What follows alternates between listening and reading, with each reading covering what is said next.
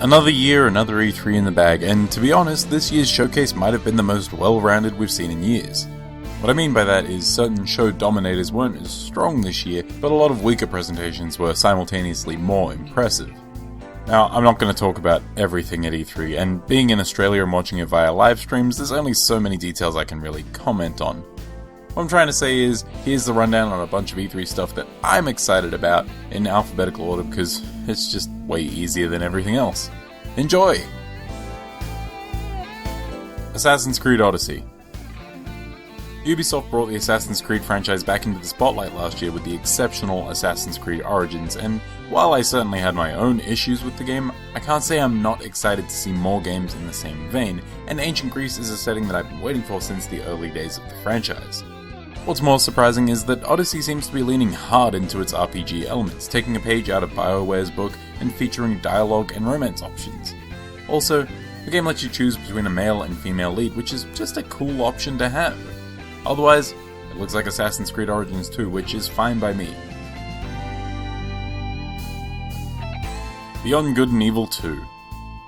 The long-awaited follow-up to Ubisoft's cult classic received another CG trailer and some alpha footage, which means at this stage, it's still happening, so that's exciting.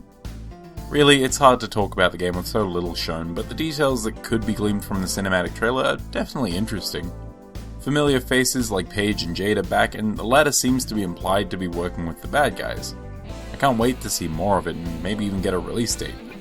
Who am I kidding? That's not going to happen before next E3. Control. Remedy are a bit of an underappreciated studio, I think. Who else could bring games like Max Payne and Alan Wake to life? And also Quantum Break, I guess. Anyway, Control looks really weird. It's like someone took Quantum Break, slapped on some Force Unleashed physics powers, and set it in the facility from inside. Also, your gun breathes. What? Weird. But I'm down for it. For what it's worth, assuming that most of what we saw in the trailer was gameplay, then this looks like some weird trippy fun and I'm super here for it. Crackdown 3. Terry Crews! Crackdown! Not cancelled! Good work, Xbox. And we have a release date, finally. Okay, calm it down a little bit. Whew. In all seriousness, this game looks like so much good old-fashioned dumb fun. It looks like exactly what the Xbox One's sorely lacking library needs. A shot of adrenaline and a sense of humour. The previous games in the series were fine, but by the time I had gotten to them, they'd already aged pretty poorly, so it's nice to see that Crackdown 3 may actually see the light of day. Like that fading bit, or Scalebound.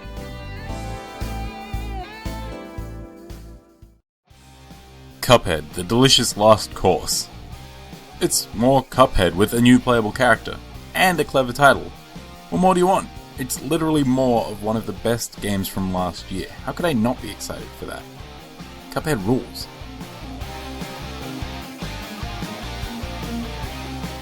Cyberpunk 2077. After the hours and hours of adventure that The Witcher 3 provided, I would be keen for whatever CD Projekt Red was bringing to the table, regardless of what it actually was. But, not gonna lie, Cyberpunk 2077 looks like my jam. The cyberest, punkiest cyberpunk setting that I've ever seen in a trailer looks like the perfect playground for an engaging story. And judging by their past work, CD Projekt Red are just the team to deliver on the brief glimpse we got to see at E3. No release date in sight, so the wait for this is going to be excruciating, especially if you've been on the Cyberpunk 2077 train since its announcement. Still, it's pretty exciting.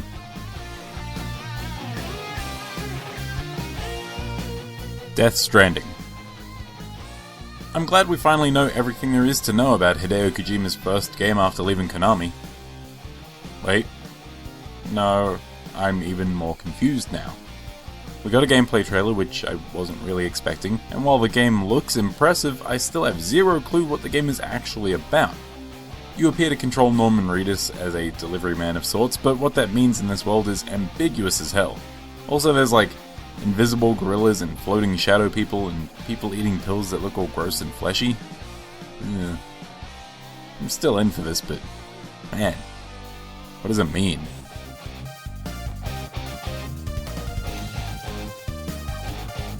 Devil May Cry 5. Yo, Devil May Cry is back, and it's not DMC. As much as I didn't hate DMC, it's nice that the original Devil May Cry series is getting another iteration, and from the brief glimpse we got at Microsoft's press conference, the game looks as fast, flashy, and stylish as ever. Except Dante. Dante looks old and kinda gross, to be honest. But you can surf on your prosthetic robot hand, so that's cool. I look forward to seeing more of this in the future, and I hope it's not too far off from release. It probably is.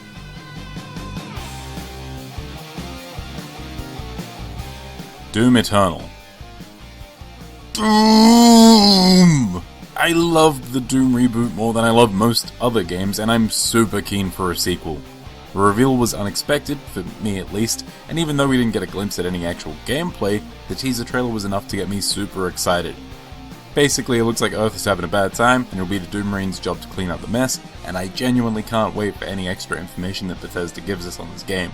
My big hope for the game is that the soundtrack is still in the hands of Mick Gordon, and if that reveal trailer is anything to go by, then I think I might be in luck. I'm so excited for more Doom!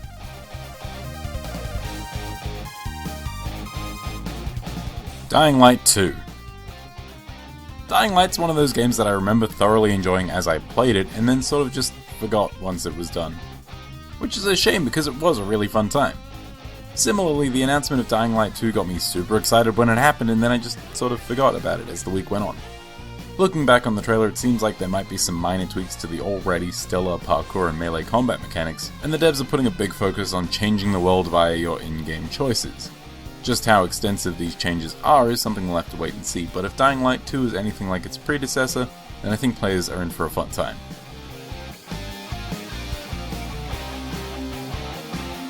Fallout 76.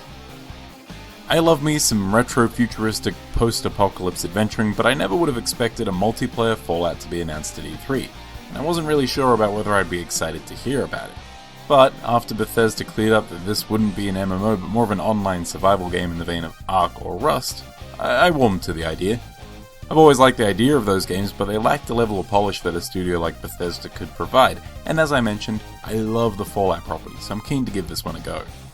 On stage at Bethesda's conference, Todd Howard did imply that you could technically approach this as a single-player game, so depending on how true that is, then Fallout 76 could be great regardless of its new multiplayer focus.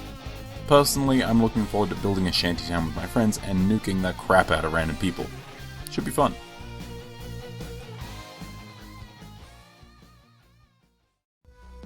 Gears of War 5.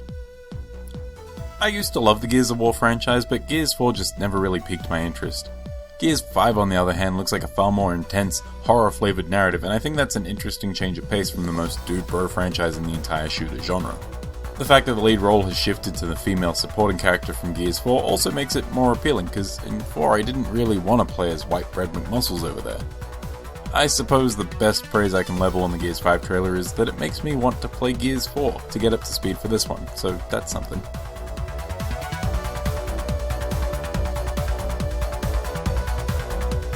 Ghost of Tsushima. Have I ever mentioned how much I love samurais and samurai-related media? No? Well, I do, and I never thought I'd see the day that I'd have multiple AAA samurai-themed games to salivate over at an E3, but here we are. While I'll talk about the other two later, I do think Ghost of Tsushima might be the most exciting of them. It looks incredible, and its approach to combat, though difficult to discern from the presentation, looks methodical but lightning fast in all the right places. We even got a look at some basic environmental traversal, which was a big question in my mind considering Sucker Punch and their previous work, Infamous and Sly Cooper, in which mobility is a big part of each game. Sucker Punch, along with Insomniac and Naughty Dog, are one of those developers who I will always be excited to see at E3, and Sucker Punch certainly did not disappoint this year.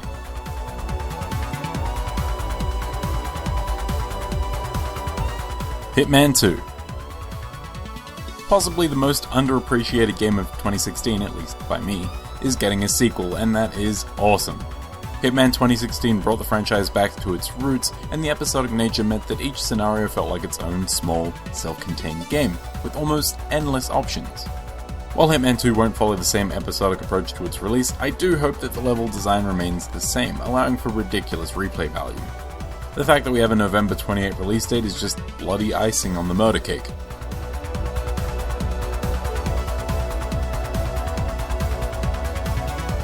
Kingdom Hearts 3. I don't give a shit about Kingdom Hearts, but those pirate ship battles look fucking hype. Almost hype enough to make me want to buy the game.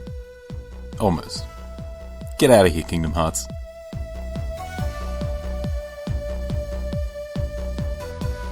Mario plus Rabbids Donkey Kong Adventure. Look, it's another one of my games of the year set to receive more content. I am a very happy man. And also, it's Donkey Kong. Who doesn't love Donkey Kong? Awful people. That's who. Love Donkey Kong.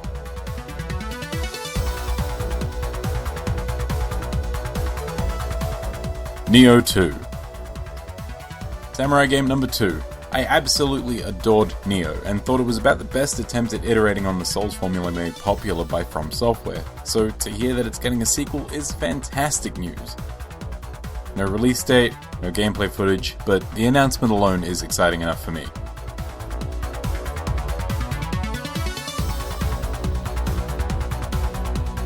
Ori and the Will of the Wisps. Ori and the Blind Forest might be my favourite game that I've played on the Xbox One since the console's release.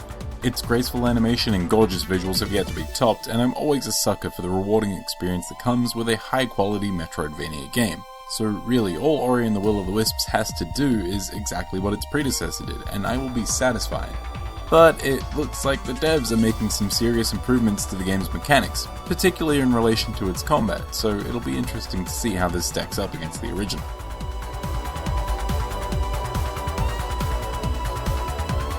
Sekiro: Shadows Die Twice. Samurai Game 3! The long-awaited gameplay reveal from Software's latest project did not disappoint. After so many years of Dark Souls and Souls-like games, it's exciting to see From Software work on something completely new. Whether this game shares any elements with its Soulsborne cousins, it's hard to say at this stage, but what we do know is that your samurai ninja protagonist has a mechanical prosthetic arm, fitted with a variety of secondary skills ranging from shields, firecrackers, and even a sweet hookshot. When you take into consideration how on point From Software has been over the last few years, it's hard to not be excited for new properties from them. Also, this dude just like powerbombs you and then German suplexes you 2 villages over, and that's kind of amazing.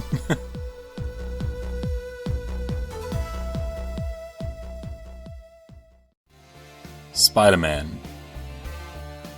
Oh man, SpiderMan for PS4 looks incredible.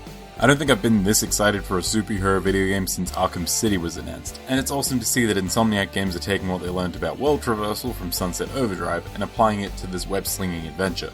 Beyond the gameplay, I'm excited to see what the story has in store for us. The newest gameplay demo featured a bunch of Spidey's rogues gallery, including the Vulture, Scorpion, Rhino, and Electro, and it hinted at even more characters yet to be announced. September is only a few months away, but the wait will feel like an eternity at this stage.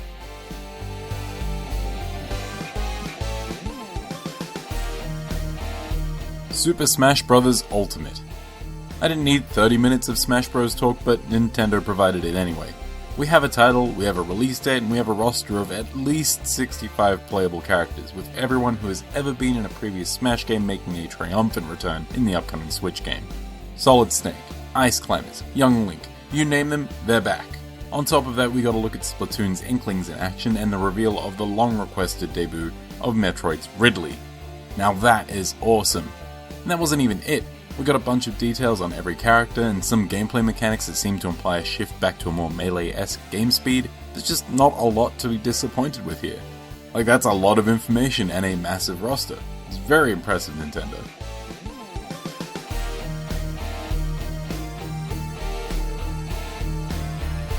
Starfield.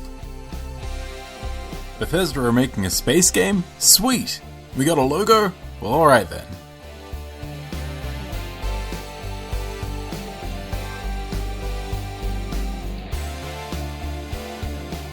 The Elder Scrolls 6. Bethesda are making another Elder Scrolls game? Sweet!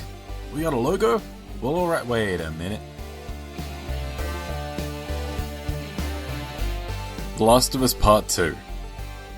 Man, does this game look incredible or what? I get that these gameplay showcases are directed in such a way that they look as awesome as possible, but I remember playing through The Last of Us and thinking it was incredibly cinematic and dynamic as I was controlling it. So if any game was going to deliver on its E3 promises, it would be The Last of Us Part 2.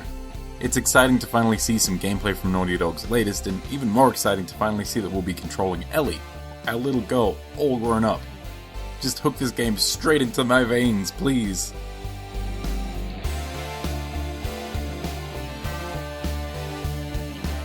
Tunic. Tunic might be the most adorable game I saw at all of E3, and I want it right now.